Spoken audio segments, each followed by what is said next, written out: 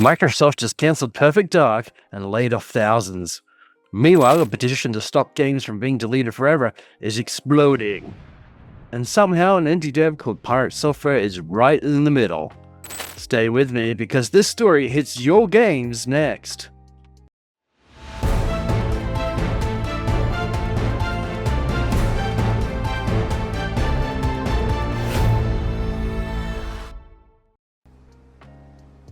Alright, real talk. Imagine paying $70 for a game, thinking hundreds of hours into it, only to launch it one day and boom. Servers shut down, your money, your time, gone. This isn't some theoretical. Ubisoft literally did this last year with The Crew. Players who paid for that game couldn't even boot it up after the servers died. It's gone forever. And it's not just Ubisoft. Forza Horizon 3, delisted. Loadout, one of my personal favorites, nuked. Even Super Mario Bros. 35 got the axe, just when it was getting good. This is exactly why Ross Scott, you might know him from Accursed Farms, launched the Stop Killing Games campaign. He's pushing for laws that force publishers to keep games playable, even if they shut down servers. And guess what? Over 900,000 gamers have signed it. Wow! They're gunning for 1 million signatures by the end of this month. It's probably the biggest organized fight we've ever seen for game preservation. Because without laws like this, there's nothing stopping companies from just flipping the switch off on stuff we paid for.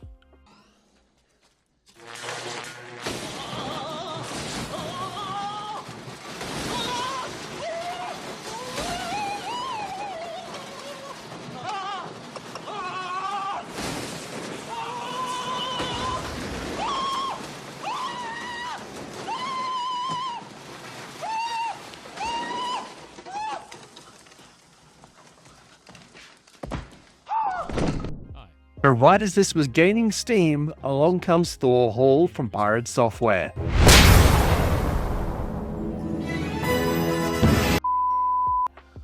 Thor posted a series of videos basically calling the petition unrealistic. He said, look, forcing developers to keep games alive forever could bankrupt smaller studios, create security holes if they have to hand out private server code, or just plain isn't feasible for some indie games. What? Bro, what are you talking about, man? And honestly, he's not wrong about it being complicated, but the backlash? Instant. Gamers accused Pirate Software of siding with publishers, taking the best shot we've ever had at legal protections. It split the community right down the middle. And then the heavyweight showed up. PewDiePie made a whole video saying that he's exactly why gamers should sign the petition, so companies can't just delete what we pay for.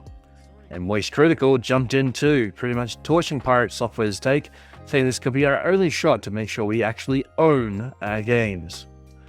Suddenly it's just not a tiny indie versus an angry corner of the internet. It's a global debate with tens of millions of eyeballs on it. Meanwhile, Microsoft just gave everyone the biggest wake-up call possible. They cancelled the Perfect Dark reboot. Shut down the initiative that was supposed to be their new quadruple-A studio. Even Turn 10, the Forza studio, got hit by layoffs. In total, over 9,000 people cut across Xbox. Why does that matter for you? Because when teams vanish, so does the expertise to keep games running. Imagine if Xbox Live needed unique maintenance only those teams knew how to handle. Who steps in then? Or what happens to these games on Game Pass that suddenly have no one left maintaining them?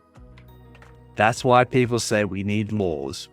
Because the second a publisher decides it's not profitable, or a studio gets shut down, your games could be next.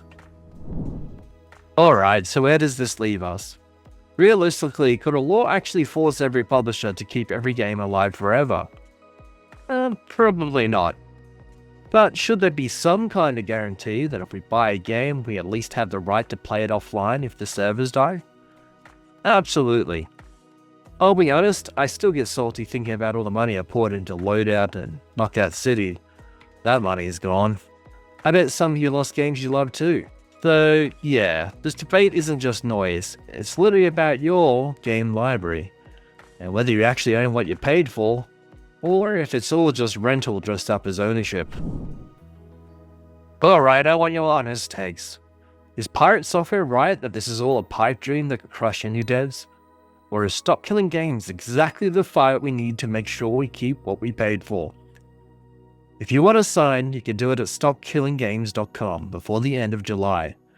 And hey, if this video gets 500 likes, I'll do a follow-up breaking down exactly what laws could look like, or which publishers are the worst offenders. So smash the like button, drop a sub if you're new, and I'll see you next time on XB Upload. I'm your host, Charlie K, and as always, we'll see you on the next level.